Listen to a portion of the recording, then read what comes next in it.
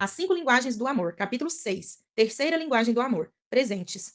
Morei em Chicago quando estudei antropologia. Por meio de etnografias detalhadas, registros descritivos de uma cultura em particular, visitei pessoas fascinantes em todo o mundo. Fui à América Central e estudei as avançadas culturas maia e asteca. Cruzei o Pacífico e estudei tribos da Melanésia e Polinésia. Também estudei os esquimós da tundra ao norte e os aborígenes ainos do Japão. Examinei os padrões culturais do amor e do casamento e descobri que em todas as culturas estudadas, presentear faz parte do processo amoroso. Os antropólogos ficaram intrigados diante dos padrões culturais que tendem a permear as culturas, e era meu caso.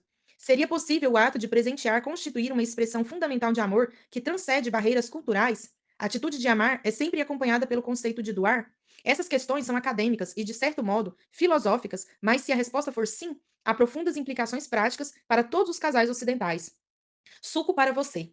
Fiz uma viagem de pesquisa antropológica à Dominica. Nosso propósito era estudar a cultura dos índios caribes e, na viagem, conheci Fred. Ele não era um caribe, mas um jovem negro de 28 anos que perdera uma das mãos num acidente de pesca com dinamite. Depois do acidente, ele precisou desistir de sua carreira de pescador. Ele tinha bastante tempo disponível e eu recebi muito bem a sua companhia. Passamos horas juntos conversando sobre sua cultura. Em minha primeira visita à casa de Fred, ele me perguntou: Senhor Gary, gostaria de um pouco de suco? Respondi entusiasmado que sim. Ele olhou para seu irmão mais novo e disse: Vão pegar suco para o Sr. Gary. Seu irmão se virou, saiu pelo piso de chão batido, subiu num coqueiro e desceu com um coco enorme. Abra, ordenou Fred. Com três movimentos rápidos de facão, seu irmão abriu o coco, deixando um buraco triangular na parte de cima. Fred me passou o coco e disse: Suco para você. Estava verde, mas bebi tudo mesmo assim, pois sabia que era um presente de amor. Eu era amigo dele e para os amigos oferece-se suco. No final das semanas, das que passamos juntos, enquanto me preparava para deixar a pequena ilha, Fred me ofereceu um último símbolo de seu amor. Era um galho torto de quase 40 centímetros que ele havia tirado do oceano. Pelo impacto das rochas, tornara-se macio como seda. Fred disse que o galho era encontrado nas praias de Dominica havia muito tempo, e ele queria que eu o levasse como uma lembrança da bela ilha. Ainda hoje, ao olhar para o presente, quase posso ouvir o som das ondas do mar caribenho. Não é, porém, apenas uma lembrança de Dominica, mas sim uma recordação de amor. Um presente é algo que você pode segurar nas mãos e dizer: olhe, ele estava pensando em mim, ou ela se lembrou de mim. É preciso pensar em alguém para presentear. O presente em si é um símbolo desse pensamento. Não importa se custa dinheiro. O importante é que você pensou na pessoa. E não é apenas a intenção do pensamento que conta, mas o pensamento expresso pelo presente oferecido como expressão de amor. As mães se lembram dos dias em que seus filhos lhes trouxeram flores colhidas no jardim e as presentearam.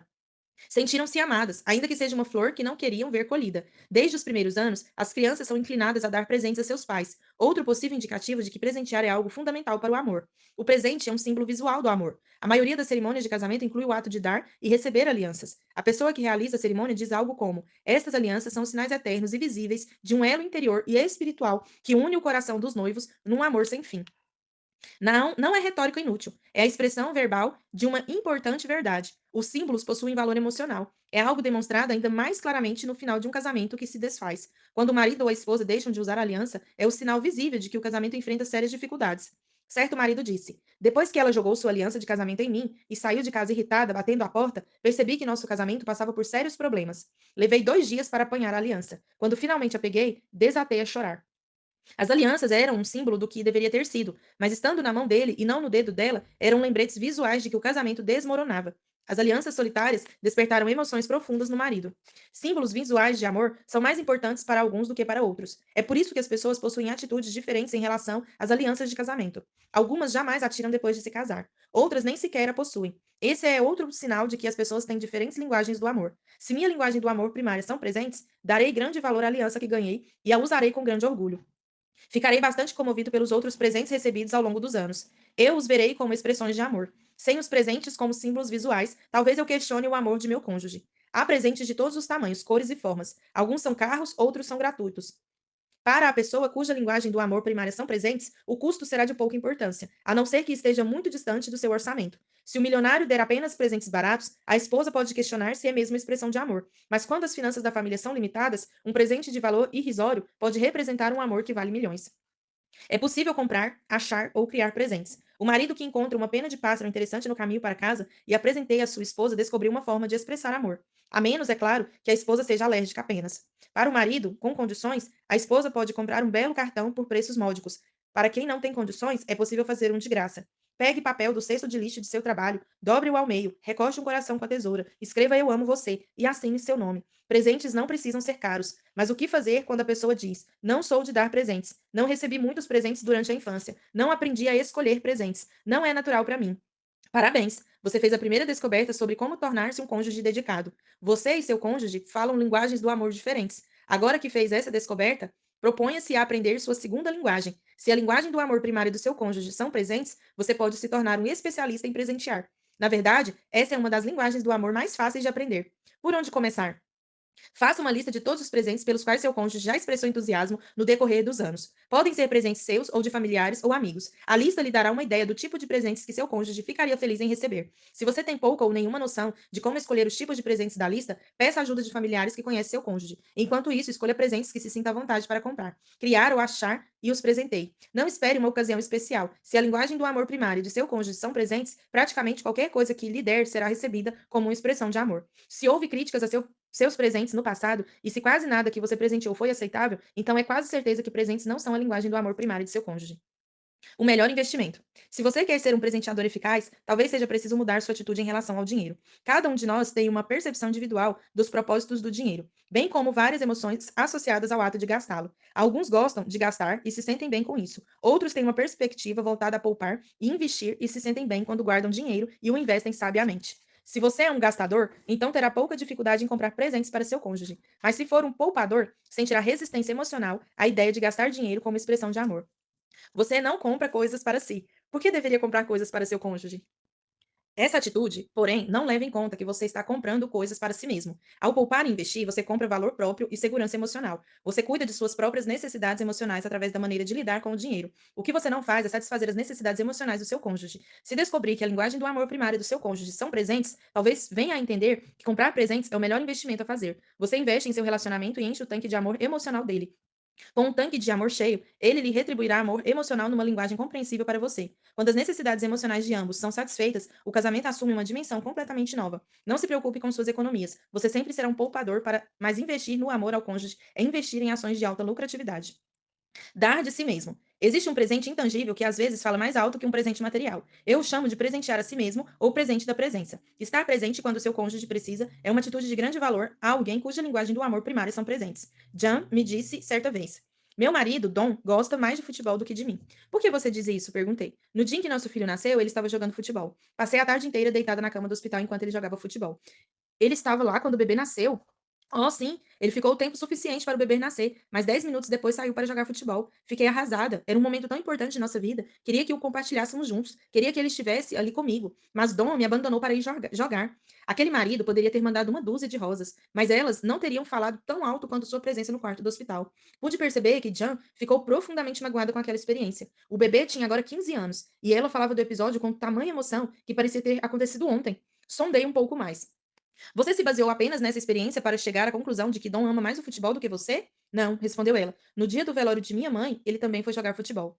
Ele foi ao velório? Sim, ele foi ao velório, mas assim que acabou, saiu para jogar futebol. Não pude acreditar. Meus irmãos e irmãs voltaram para casa comigo, mas meu marido estava jogando futebol. Mais tarde, perguntei a Dom sobre as duas situações. Ele sabia exatamente do que eu estava falando. Sabia que ela ia falar sobre isso. Estive ao lado dela durante todo o trabalho de parto e quando o bebê nasceu. Tirei fotos e estava muito feliz. Não podia esperar para contar a meus amigos do time, mas minha alegria acabou quando voltei ao hospital naquela noite. Ela estava furiosa comigo. Não conseguia acreditar no que ela estava dizendo. Pensei que ela se orgulharia de mim por ter ido contar ao time. E o que aconteceu quando a mãe de sua esposa morreu? Perguntei. Kate provavelmente não lhe disse que eu tirei licença do trabalho uma semana antes que a mãe dela morresse e que passei a semana inteira no hospital e na casa de minha sogra fazendo reparos e ajudando no que fosse preciso. Após a morte e o fim do velório, senti que fizera tudo o que podia. Precisava de uma pausa para tomar fôlego. Gosto de jogar futebol e sabia que o esporte me ajudaria a relaxar e a aliviar um pouco do estresse que estava enfrentando. A meu ver, ela concordaria que eu fizesse uma parada. Fiz o que achei ser importante para ela, mas não foi o suficiente. Ela não me deixa esquecer aqueles 2 dias. Diz que eu amo futebol mais do que a ela. Isso é ridículo. Dom era um marido sincero que não conseguia entender o tremendo poder da presença. Para sua esposa, o fato de ele estar ali ao lado dela era mais importante que qualquer coisa. A presença física no momento de crise é o presente mais poderoso que você pode dar a seu cônjuge se a sua linguagem do amor primária dele forem presentes. Sua presença física se torna o símbolo do seu amor. Remova esse símbolo e o senso de amor se evapora. Durante o aconselhamento, Dom e Jean trataram as feridas e as mágoas do passado. Por fim, Jean conseguiu perdoá-lo e Dom passou a entender por que sua presença era tão importante para ela. Se a presença física do seu cônjuge é importante para você, insisto que verbalize isso para ele. Não espere que ele leia sua mente. Se por outro lado seu cônjuge disser, eu quero muito que você esteja comigo esta noite, ou amanhã, ou esta tarde, leve o pedido a sério. Do seu ponto de vista, talvez não seja importante, mas se você não atender a esse pedido, poderá comunicar uma mensagem indesejada. Um marido disse certa vez. Quando minha mãe morreu, o chefe de minha esposa a dispensou por 2 horas para ir ao velório, mas disse que ela precisaria voltar ao escritório à tarde. Minha esposa disse ao chefe que, na opinião dela, o marido precisava de apoio e ela teria de se ausentar o dia inteiro. O chefe respondeu: se você se ausentar o dia inteiro, talvez perca seu emprego. Então minha esposa disse: meu marido é mais importante que meu emprego. Ela passou o dia todo comigo. De certa maneira, naquele dia me senti mais amado por ela do que antes. Nunca me esqueci do que ela fez. A propósito, ela não perdeu o emprego. Seu chefe saiu pouco tempo depois e pediram a ela que assumisse o cargo. Aquela esposa falou a linguagem do amor de seu marido e ele nunca se esqueceu disso. Milagre em Chicago. Quase tudo o que já foi escrito sobre o amor indica que o espírito de doar está em seu âmago. Todas as 5 linguagens do amor nos desafiam a doar a nosso cônjuge. Para alguns, porém, o ato de receber presentes, os símbolos visuais do amor, fala mais alto. Ouvi a ilustração mais clara dessa verdade em Chicago, onde conheci Doug e Kate. Eles compareceram a meu seminário sobre vida conjugal e ficaram de me levar ao aeroporto O'Hare. Depois do congresso, na tarde de sábado, como havia 2 ou 3 horas livres antes do voo, o casal me perguntou se eu gostaria de passar num restaurante. Faminto, aceitei.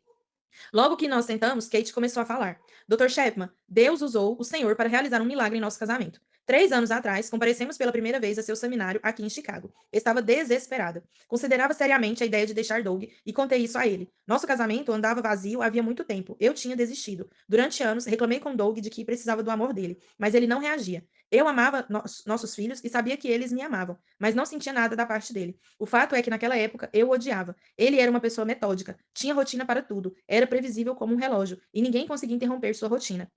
Por muitos anos tentei ser uma boa esposa. Fazia tudo o que, ao meu ver, uma boa esposa deveria fazer. Fazia sexo porque sabia que era importante para ele, mas não me sentia amada. Achava que ele deixara de demonstrar interesse por mim logo depois que nos casamos e não me dava mais valor. Eu me senti usada e desprezada. Ela prosseguiu. Quando falei com Doug sobre meus sentimentos, ele riu de mim e disse que tínhamos um casamento tão bom quanto qualquer outro da vizinhança. Ele não entendia porque eu estava tão infeliz. Lembrou-me de que as contas eram pagas, tínhamos uma bela casa e um carro novo. Eu tinha liberdade para trabalhar fora ou ser dona de casa e deveria estar feliz em vez de reclamar o tempo todo. Nem sequer tentou entender meus sentimentos. Eu me senti totalmente rejeitada.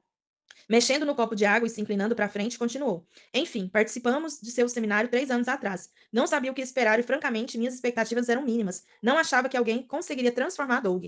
Durante e após o seminário, ele não disse muita coisa. Parecia ter gostado. Disse que o senhor era engraçado, mas não conversou comigo sobre nenhuma das ideias apresentadas no seminário. Não esperava que ele o fizesse, e não pedi que comentasse. Então, naquela tarde de segunda-feira, prosseguiu. Ele chegou em casa do trabalho e me deu uma rosa. Onde conseguiu isso? Perguntei. Comprei de um vendedor de rua, disse ele. Achei que você merecia uma rosa. Comecei a chorar. Ô, Doug, que doçura de sua parte. E o que aconteceu depois? Na terça-feira, ele me ligou do escritório, pouco depois do horário de almoço, e perguntou o que eu achava de pedirmos uma pizza para o jantar. Ele disse que eu talvez apreciasse a ideia de não preparar o jantar. Respondi que a ideia era maravilhosa, e assim pedimos uma pizza e nos divertimos juntos. As crianças adoraram a pizza e agradeceram ao pai. Dei um abraço nele e ele disse que havia gostado muito daquilo. Quando chegou em casa na quarta-feira, continuou. Doug trouxe um pacote de biscoitos para cada filho e um pequeno vaso de flor para mim. Disse que sabia que a Rosa morreria e achava que eu poderia gostar de ter algo que durasse mais tempo. Estava começando a achar que ele havia enlouquecido. Não conseguia acreditar nas coisas que Doug fazia, nem porquê delas. Então, na noite de quinta, depois do jantar, ele me deu um cartão com uma mensagem sobre o fato de ele nem sempre ser capaz de expressar seu amor por mim, mas esperava que o cartão comunicasse quanto ele se importava. Ele sugeriu: por que não contratamos uma babá na noite de sábado e saímos só nós dois para jantar? Eu respondi que seria maravilhoso. Na sexta à noite, ele passou numa padaria e comprou os biscoitos favoritos de cada um. Mais uma vez, ele nos fez uma surpresa, dizendo apenas que havia uma sobremesa especial. E não acabou por aí. Kate continuou seu relato. No sábado à noite, eu estava nas nuvens. Não fazia ideia do que havia acontecido com Doug, nem se aquele comportamento duraria, mas estava gostando de cada minuto. Depois de nosso jantar no restaurante, eu lhe disse: Doug, você precisa me dizer o que está acontecendo, não consigo entender. Ela olhou para mim atentamente e disse: Dr. Shepard, o senhor precisa entender uma coisa. Este homem nunca tinha me dado uma flor desde que nos casamos. Não me dera um cartão por qualquer ocasião que fosse. Ele sempre dizia: é desperdício de dinheiro. A pessoa olha o cartão e joga fora. Saímos para jantar apenas uma vez em 5 anos. Ele nunca comprou nada para as crianças e esperava que eu comprasse apenas o essencial. Nunca pediu pizza para o jantar. Esperava que eu preparasse o jantar todas as noites. O que estou dizendo é que essa foi uma mudança radical em seu comportamento. Olhei para Doug e perguntei: o que você respondeu no restaurante quando ela perguntou o que estava acontecendo? Ele respondeu: Eu disse que tinha ouvido sua palestra sobre as linguagens do amor no seminário e percebido que a linguagem do amor dela eram presentes. Também percebi que fazia anos que eu não lhe dava nenhum presente, talvez desde a cerimônia do casamento. Lembro-me de que no namoro eu lhe trazia flores ou outros presentes pequenos, mas depois de casados imaginei que não teríamos condição para fazer isso. Disse a ela que havia decidido lhe dar um presente por dia durante uma semana para ver se isso provocaria alguma diferença nela. Tive de admitir que vi uma enorme diferença em sua atitude durante a semana. Doug continuou. Disse a ela também que o senhor estava certo ao dizer que aprender a linguagem do amor correta era a chave para ajudar a outra pessoa a se sentir amada. Pedi desculpas por ter sido tão insensível durante todos aqueles anos e por ter deixado de suprir sua necessidade de amor. Disse a ela que a amava muito e que gostava de todas as coisas que ela fazia por mim e pelas crianças. Prometi que, com a ajuda de Deus, eu seria um presenteador pelo resto da minha vida. E qual foi a reação de Kate? Perguntei. Ela me disse: Mas, Doug, você não pode me comprar presentes todos os dias pelo resto de sua vida. Você não tem condições para isso. E eu respondi: Bem, talvez não todo dia, mas pelo menos uma vez por semana. Isso daria 52 presentes, a mais por ano do que os que você recebeu nos últimos 5 anos. E quem disse que vou comprar todos eles? Posso até fazer alguns, ou quem sabe seguir a ideia do Dr. Chapman e na primavera pegar uma flor do jardim da frente. Então Kate se pronunciou. Creio que ele não falhou uma semana sequer nos últimos 3 anos. Doug é um novo homem. Você não acreditaria no quão felizes temos sido. Nossos filhos nos chamam hoje de pombinhos apaixonados. Meu tanque está cheio e transbordando. Voltei-me para Doug e perguntei: E quanto a você, Doug? Você se sente amado por Kate? Ah, eu sempre me senti amado por ela, Dr. Chapman. Ela é a melhor dona de casa do mundo. É uma excelente cozinheira. É maravilhosa para fazer coisas por nossos filhos. Sei que ela me ama. Em seguida sorriu e disse: Agora o senhor sabe qual é a minha linguagem do amor, não é? Eu sabia, e também sabia porque Kate havia usado a palavra milagre. Os presentes não precisam ser caros, nem precisam ser ofertados semanalmente. Para algumas pessoas, porém, seu valor não tem nada a ver com dinheiro, mas sim tudo a ver com amor. Sua vez. Pensem em formas de presentear um ao outro, mesmo que as finanças estejam apertadas.